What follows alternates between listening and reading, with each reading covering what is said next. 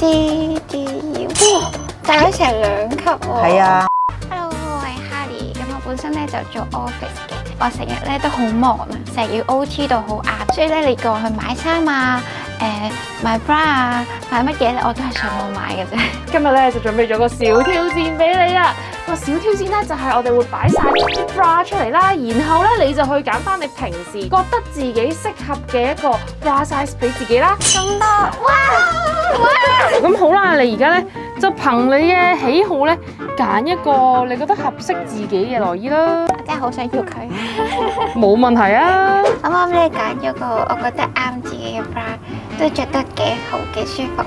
你睇你覺得點樣？其實你依個 bra 咧，好似表面上胸就比較豐滿啲咯。咁但係其實你而家咧有少少個胸咧就會闊咗口啊。久而久之唔着 bra 嗰陣時咧，個胸就會低咗下垂噶啦。陣間我哋再着翻一個真係啱你身形比例嘅 bra 咧，你會見到自己冇咁肥肥地啊，同埋個背咧就寒背咯。咁其實個胸咧上胸一定要擺高少少，咁呢個肋骨咧都會冇咁大咯。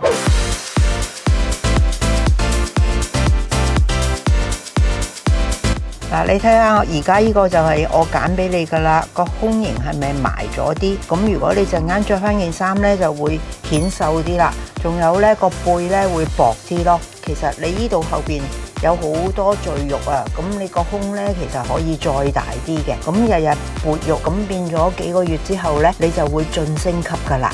咁個人咧就再會顯瘦啦。你而家着緊咩 size 啊？我而家着緊34C 咯。我而家呢個係 D 級嚟嘅。其實你最靚咧就係可以去到 E 級嘅。C D E， 哇，大咗成2級喎。係啊，我哋唔係話單純個級升高，而係你成個身形都會靚好多咯嚇。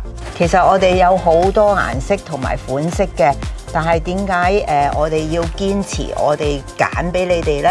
就係因為揀啱咯。如果你哋自己揀嘅就會錯咗 size 啊，或者個效果冇咁好咯。